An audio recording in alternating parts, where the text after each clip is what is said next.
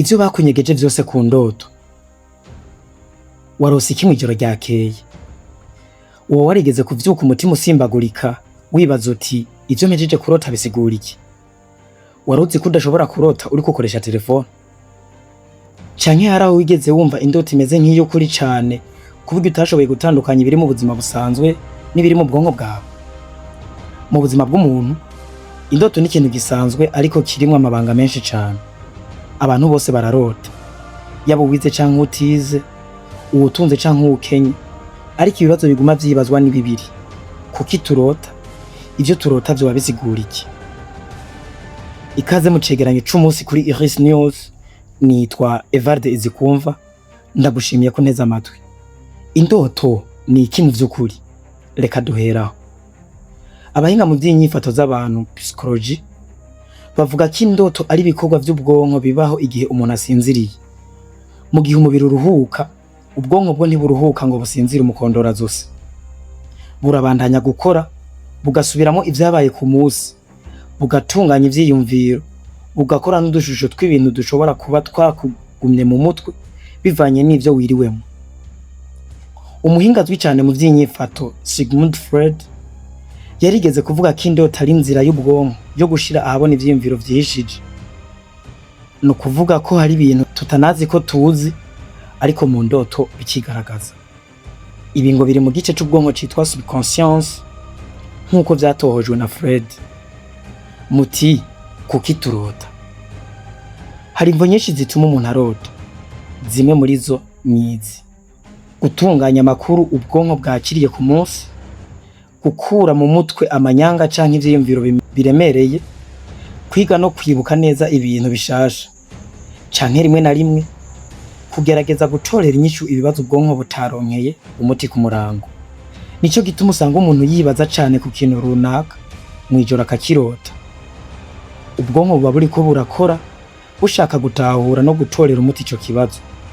Indoto muri kahise no mu bitabo vy'eranda. Mu mateka ya kera, indoto zafashwe nk'ubutumwa buva ku Mana canke ku bindi biremwa biruta umuntu. Ibi nivyo bita kwerekwa. Mu gitabo c'eranda turabona inkuru nyinshi z'abarose bagahabwa ubutumwa bwahinduye ubuzima bwabo. Nk'akarorero, Yozefu yarose indoto zamwereka ko azoba umutegetsi akomeye naho ico gihe yari umwana asanzwe. Mu nyuma indoto zarashitse. Hari n'abandi barose bagahabwa imburi canke inyigisho zibarinda akaga.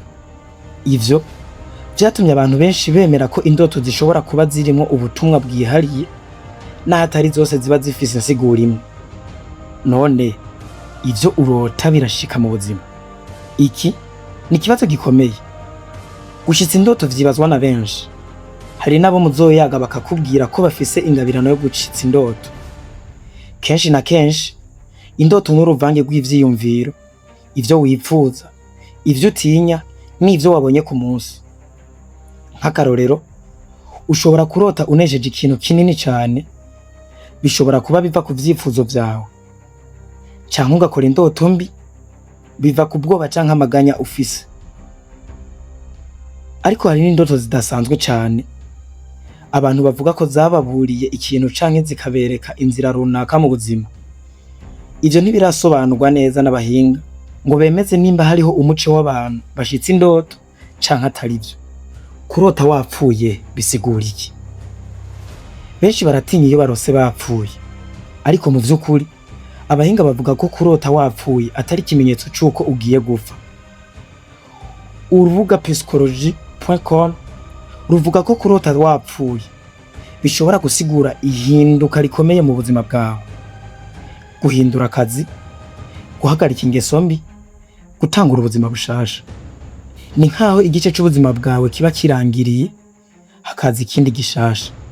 Kuki utarota uriko urakoresha telefone? Ukaba umaze kurota uriko ukoresha telefone, uri umuntu adasanzwe. Abahinga bavuga ko ibi bidashoboka. Iki ni kimwe mu bintu bitangaje cane. Naho abantu benshi bamara umwanya munini ku matelefone yabo ku murango, si kenshi bayarota. Impamvu imwe nuko telefone ari ikintu gishasha cane mu mateka y'umuntu. Ubwonko bwacu buracagerageza kuyinjiza mu buryo bwo kurota. Kenshi rero mu ndoto aho kubona telefone ubona ikindi kintu gisigura uguhanahana amakuru nko guhura n'umuntu imbona nkubona.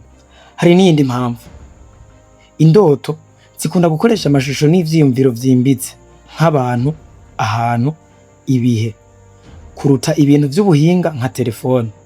None indoto zikumarira iki? Indoto ni ngirakamaro cane kuruta uko benshi bavyibaza.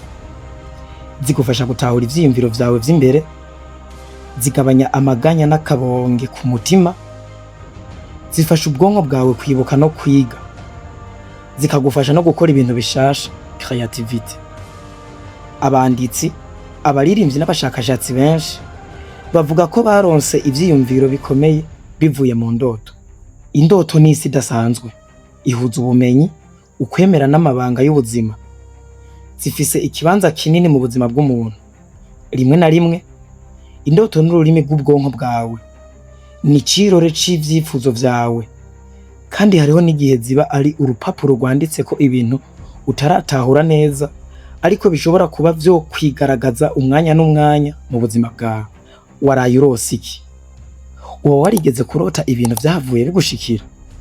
Duhurire muri commentaire utubwire.